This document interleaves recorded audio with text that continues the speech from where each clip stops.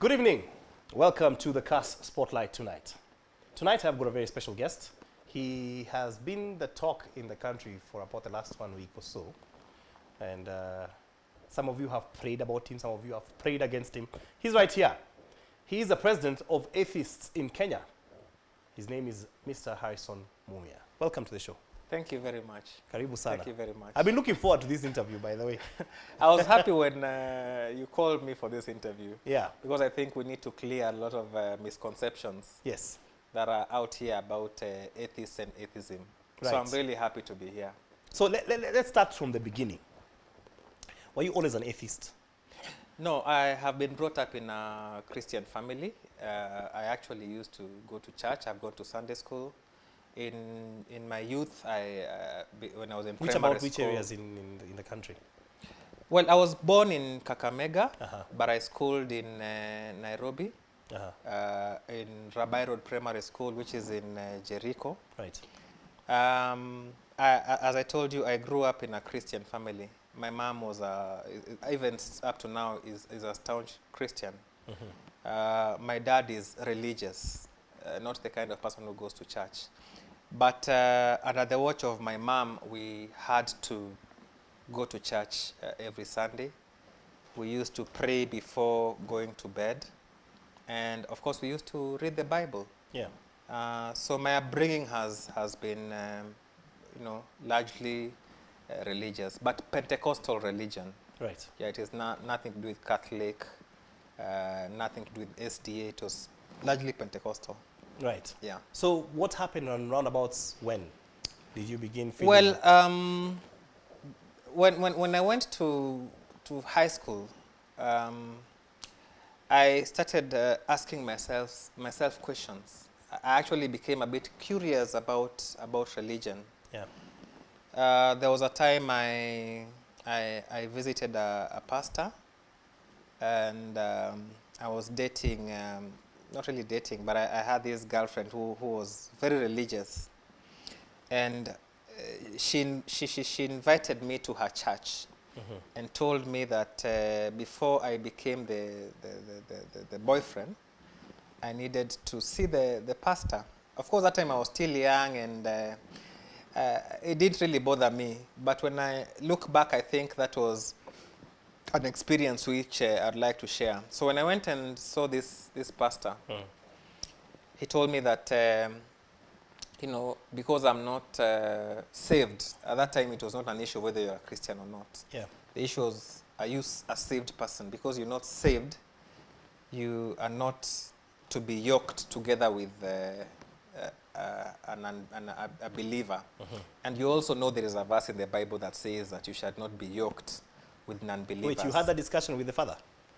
No. This was just, she just took me before the parents. the pastor. The pastor, not the parents. And the he pastor. looked at you and figured out this guy. I think he looked at me and figured out this guy is not straight, and so he said, "If you're not saved, can you stop coming to spoil our girls?" Yeah. When I look back, I think that's one experience which brought me to the realization of how religion divides people on the basis of belief, because this pastor never knew who I am in real sense. Mm-hmm. He never knew my character. He never knew my values. He never knew my parents. He never knew whether I drink or not. He never knew anything about me. But on the basis that I was not saved, and on the basis that the Bible actually says that you shall not yoke non-believers with believers, Yeah. he did a sweeping judgment on me. And this is really what religion does. So from that time, I started being curious about religion. No, wait first. I need to know about the girl. So it tanked the relationship. The relationship ended. Of course, most of these high school relationships, Okay. they're not very serious. They say every good story starts with a broken heart. Yeah. The lady has moved on. She's married. She's still my friend. But that is a story I like highlighting. Yeah. To show sometimes where religion comes from. And I know many Kenyans who are told that you have to be part of a certain group of religious people to hold certain beliefs for you to be accepted by God. as an atheist, I reject that kind of thing. So in high school, I became a bit curious about the whole idea of God. This is just simple curiosity, asking, well, we have the Bible.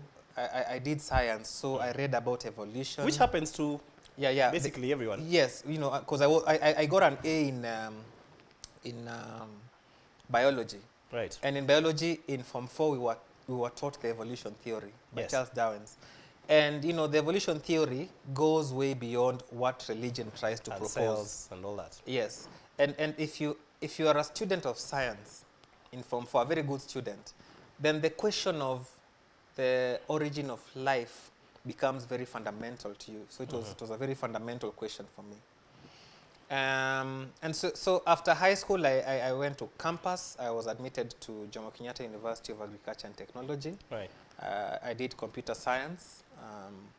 And still that whole curiosity of where are there competing schools of thought with regard to some issues. At this like point, were you the still meaning of church life. going in any way? No. I think after Oh, you had in my high school, my church going was intermittent. You know, I was not like a regular church goer. Yeah. In campus, I never went to church. But I had not absolutely rejected the idea of God. I You mean, reduced it I was just to- in that questioning phase. Of course, with the advent of the internet, you know, you are allowed to explore research, explore people who have philosophized about this topic, about the subject of origin of life, meaning of life, the afterlife, and comparing different religions, because you have to appreciate that Christianity is not even the only religion. And in fact, just to mention now, one of the reasons we are doing this petition to the Ministry of Education is because our education system presents only two alternatives for religious study. That is CRE and IRE. First, that is a very narrow scope if you want to Presents Hindu understand. also. For only Hindus, but the dominant ones are CRE and IRE. If you look at the majority of Kenyans, they will tell you they've either done CRE or IRE. Hindu, of course, is presented, but again, still, even if you add Hindu, that does not cover the scope of religious beliefs in the world. And in effect, we are making a very narrow presentation to our children in terms of understanding religion. Right. Yeah, We'll so get that back there, but let me just backflash you first. Yeah. So in campus, there was that questioning. There was research, and I think the internet did me well. And I also read books by people who have become atheists and why they became atheists. And I found myself to be resonating with the reasoning behind atheism. Now, one thing I discovered is that, one, the earth is not 6,000 years old, as proposed by religion, and particularly the Bible. The earth is much, much older. It's about 6 billion years old. I also came to appreciate that evolution is a fact. Evolution actually did happen. We have the fossils of dinosaurs.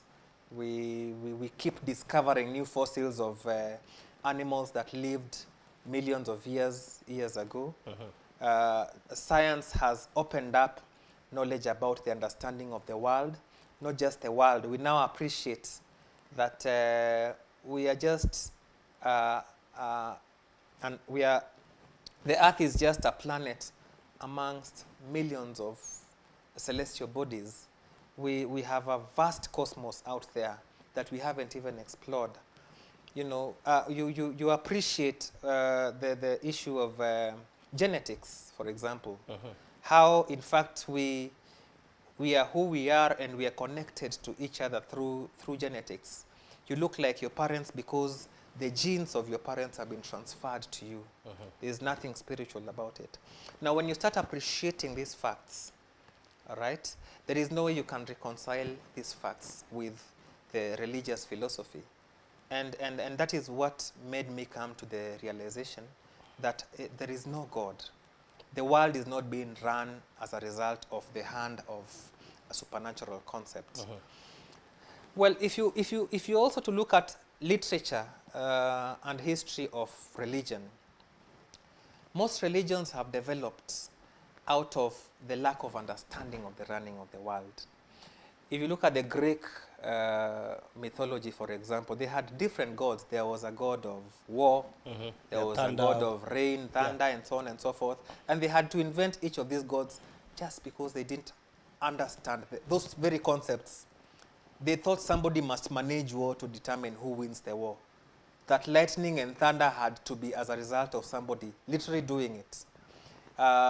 You know, and many, many other things. And I think for me, I came to appreciate that other than the Greek mythology, each culture had its own mythology. Each culture had. And religion ultimately is just a way of explaining what you don't understand. And I would forgive those who lived at a time when we did not have a lot of scientific discovery like we do today.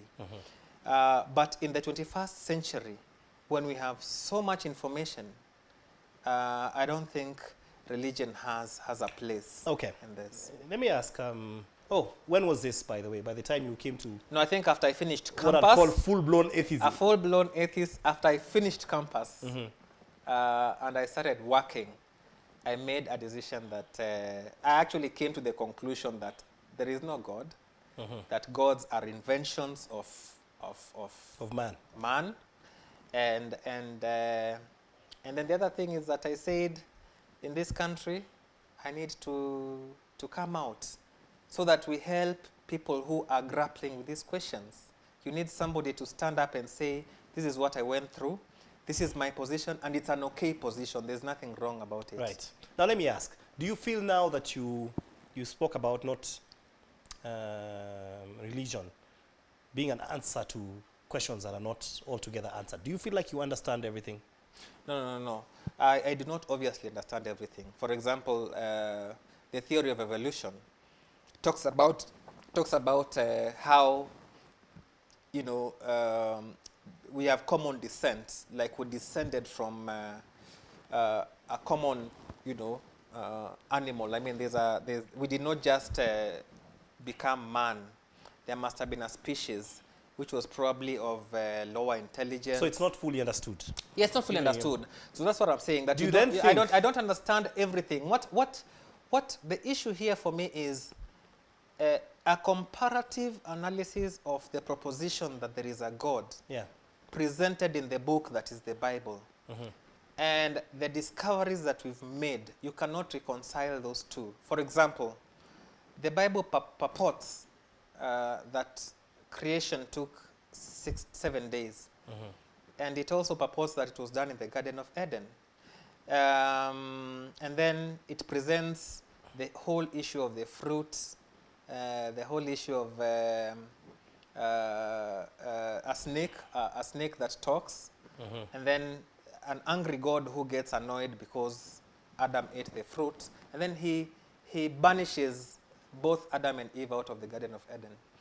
You know, that story, if you compare it to the depth of research that has been done and that is continuing about the origin of life and evolution and so on and so forth. You know, because there's no way in the Bible seems to make more sense. Yeah, the other one seems to make more sense. Let me ask, do you feel also, since you also don't have all the answers, do you feel like because you also don't have all the answers, and your argument here is that religion is a running point for those who don't have answers, do you feel like atheism has become a running point for someone who doesn't have answers? Now, atheism is just the rejection. That because I can't explain it, then there must be no God. No. We are rejecting the proposition that there is a God. We are actually rejecting that proposition. For me, I'm saying there's no God. But remember, when we say there's no God, I'm not even pointing to one God. I'm pointing to a concept that has been sold to many human beings. To the concept of God, regardless of religion. Regardless of religion. I mean, because when we talk of a God, we have so many gods. In fact, the history of man has had so many gods. So it is not that I'm rejecting the Christian God. The Christian God is just one of the many gods that have existed in the history of man. So I'm rejecting the whole concept that we have a God who is in charge of our lives, who determines what happens after we die, who judges human beings, who tries to look at whether they are behaving good or bad, I hear who you. demands that we pray to him every Sunday and we pay some money to the church so that he's happy. I don't believe that there's such a God. I hear you. If you're just tuning in, today we are talking God. Or, for the atheists, no God. We'll be right back.